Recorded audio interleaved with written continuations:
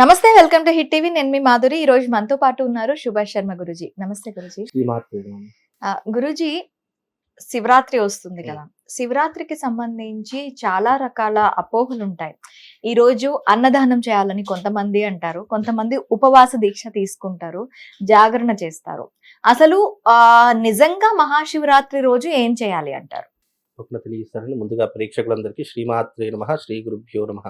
ఓం వందే శంభుమాపతిం సురగురుం వందే జగత్కారణం వందే పన్నగభూషణం మృగధరం వందే పశూనాం పతిం వందే సూర్యశశాంకవహిని నయనం వందే ముకుంద ప్రియం వందే భక్తజనాశ్రయం చ వరదం వందే శివం శంకరం.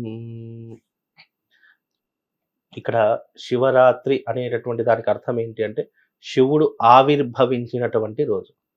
ఎలాగైతే మనం పుట్టినరోజులు జరుపుకుంటామో, ఎలాగైతే బర్త్డే ఫంక్షన్స్, మ్యారేజెస్ ఎలాగైతే జరుపుకుంటామో, అలాగే చాలామంది ఈ శివరాత్రి రోజున కొన్ని ఆలయాలలో శివపార్వతుల కళ్యాణం చేస్తూ ఉంటారు. అలాగే చాలా మట్టుకు శివుడు ఆవిర్భవించినటువంటి రోజు కాబట్టి శివుడికి అభిషేకాధికృతులు చేస్తూ ఉంటారు. మరి శాస్త్ర ప్రమాణం ఏంటి, దీనికి థియరీ ఏంటి అని చాలా మందికి తెలియదు. అయితే ఇది జరిగినటువంటి యుగము కృతయుగం. కృతయుగంలోనే అంటే దేవతలు ఈ శివరాత్రి అనేటటువంటి సందర్భం ఏదైతే ఉందో ఇది యుగం నుంచే ఉంది. కాబట్టి శివుడు ఉద్భవించినటువంటి నాటి నుండే ఈ శివరాత్రి అనేటటువంటిది ఉంటుంది. అయితే శివుడు ఉద్భవించడానికి గల కారణం ఏంటి? శివుడిని మీరు ఎక్కడైనా సైంటిఫిక్గా గుర్తుపెట్టుకోండి, దేవతల యొక్క రూపాలు విగ్రహ రూపంగా ఉంటాయి, కానీ శివుడి యొక్క రూపం మాత్రమే లింగాకారంగా ఉంటుంది. ఎందుకు? దానికి కారణం ఏంటి అని అంటే గనక పూర్వకాలంలో బ్రహ్మదేవుడికి విష్ణుమూర్తికి ఘోర యుద్ధం జరిగింది. నువ్వు గొప్పనా నేను గొప్పనా అనేటటువంటి తారతమ్యంలో ఇద్దరికి కూడా చాలా పెద్ద గొడవ జరిగింది. అలా గొడవ జరుగుతున్నటువంటి సందర్భంలో లోకాలన్నీ కూడా స్తంభించిపోయాయి.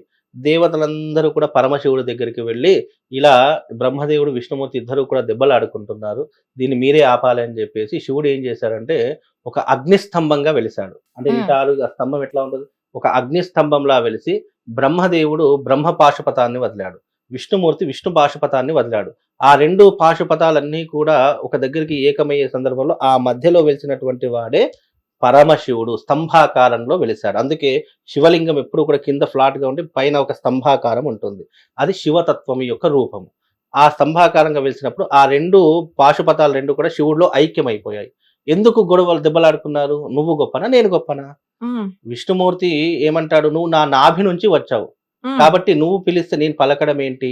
బ్రహ్మదేవుడు విష్ణులోకానికి వెళ్ళాడు, ఆ విష్ణుమూర్తి యోగ నిధులు ఉన్నాడు, బ్రహ్మదేవుడు వచ్చినటువంటి సంగతి కూడా తెలియదు.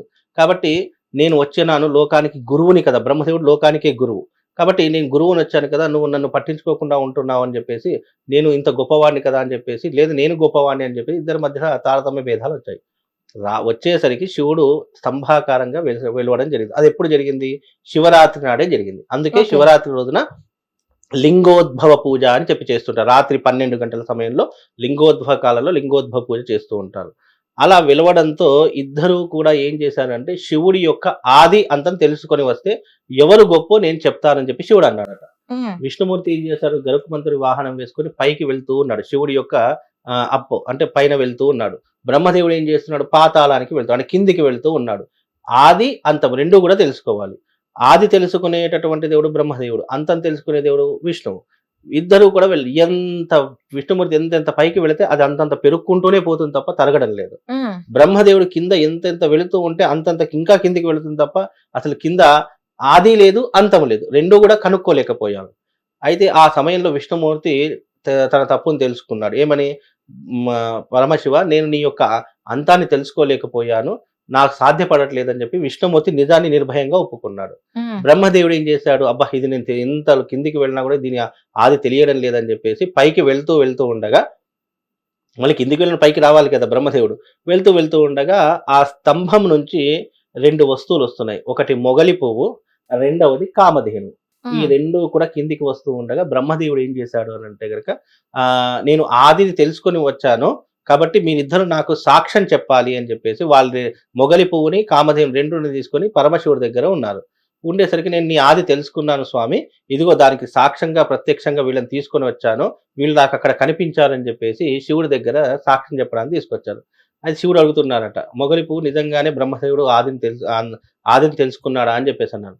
అవును తెలుసుకున్నాడు, నిజమే స్వామి, నేనే సాక్ష్యం అని చెప్పి అబద్ధపు సాక్ష్యం చెప్పింది మొగలి పువ్వు. అందుకే మొగలి పువ్వు పూజకు పనికిరానటువంటి పువ్వుగా అప్పటి నుంచి శాపం ఇచ్చారు భగవంతుడు. ఓకే. మొగలి పువ్వు అందుకే పూజలో ఎప్పుడు కూడా ఏ పూజలు కూడా మనకు మొగలి పువ్వు కనిపించదు. అలాగే కామధేను అంటే ఆవు కూడా అబద్ధపు సాక్ష్యం చెప్పింది.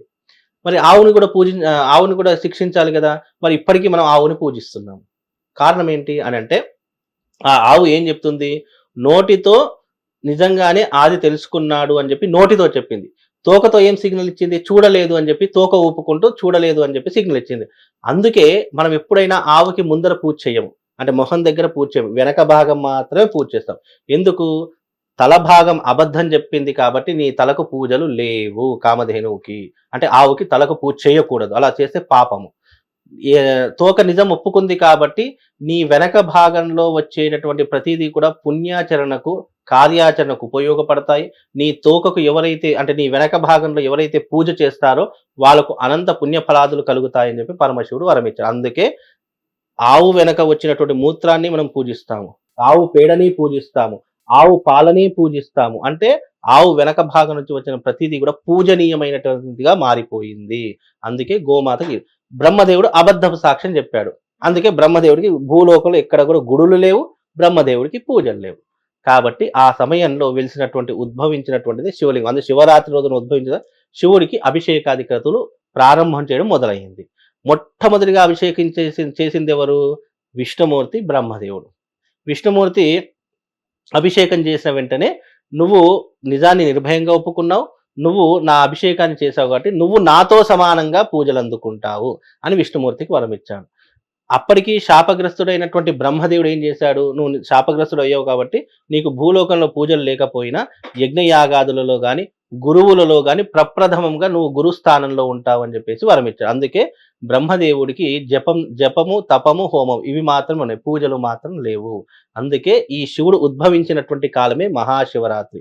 ఎవరైతే శివరాత్రి రోజున అభిషేకం చేస్తారో వాళ్లకు గత జన్మ పాపాలు శాపాలు ఏవున్నా కూడా తొలగిపోతాయి అని చెప్పి శివరాత్రి రోజున అభిషేకం చేస్తాము. హిట్ టీవీ యాప్, ఇందులో short news, live news, entertainment shows, movies, digital magazines తో పాటు మీ జిల్లా వార్తలను కూడా ఫ్రీగా చూడొచ్చు.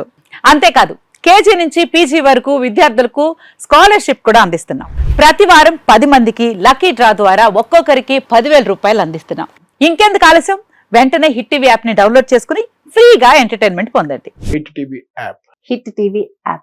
Please download hit TV app. Hit TV app ని ఫ్రీగా డౌన్లోడ్ చేసుకొని ఎంజాయ్ చేయండి. మీకు నచ్చిన ఎంటర్టైన్మెంట్ కోసం హిట్ టీవీ యాప్ ని ఫ్రీగా డౌన్లోడ్ చేసుకొని ఎంజాయ్ చేయండి. హిట్ టీవీ యాప్ ని డౌన్లోడ్ చేసుకుని ఆస్వాదించండి, ఆశీర్వదించండి. ఇంతమంది సెలబ్రిటీలు హిట్ టీవీ యాప్ ని డౌన్లోడ్ చేసుకోండి అని చెప్తున్నారంటే ఎంత మంచి యాప్ ఆలోచించండి.